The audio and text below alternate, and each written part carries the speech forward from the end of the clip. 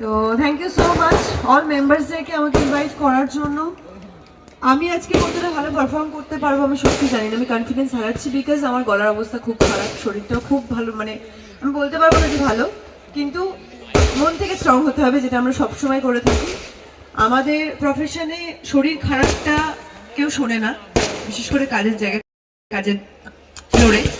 তো শরীর খারাপের অবস্থাতেও আমরা শুটিং করি, কাজ করি, করে যেতে হয় বিকজ এটা আমাদের প্রফেশন। আমরা সেই প্রফেশনটাকে বেছে নিয়েছি বিকজ তোমাদের ভালোবাসা পাই, এটা আমাদের কাছে স্বপ্ন।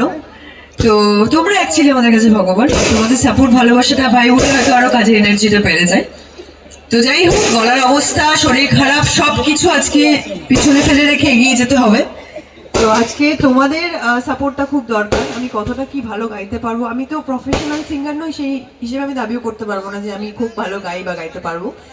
তো অন্যান্য দিনের তুলনায় আজকে কতটা কি পারবো আমি সত্যি জানি না, কিন্তু তারপরেও আমি চেষ্টা করবো, আমার 100% চেষ্টা করবো।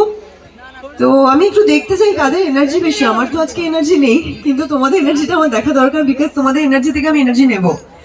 তো লেডিস ফার্স্ট 3 2 1 কাউন্ট করবো। মেয়েদের থেকে প্রথমে, আজকে এখানে অনেক মেয়ে আমার বান্ধবীরা রয়েছে, মা বোনেরা রয়েছে, তো সবার তরফ থেকে একটু দেখে নি কাদের গলার জোর বেশি। আমার তো হচ্ছে কতটা গলার জোর আমি বের করতে পারবো আমি জানি না।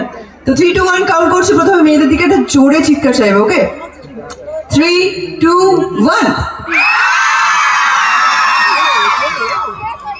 আচ্ছা, ঠান্ডাটা কি মানে খুব পড়েছে? আমার তো ঠান্ডা লেগে গেছে, ছেড়ে দাও।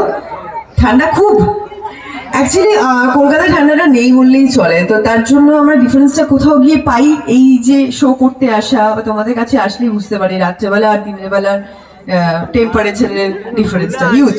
আমার যেটা মনে হয়, দিনের বেলা সেরকম গরম লাগছে, রাতের বেলা সেরকমই ঠান্ডা লাগছে, বিষয়টা এরকম। তো সেই সব ক্ষেত্রেই আজকে আমার ঠান্ডাটা লেগে গেছে। যাই হোক, এবার ছেলেদের দিকে আসি। এত চুপচাপ থাকলে হবে?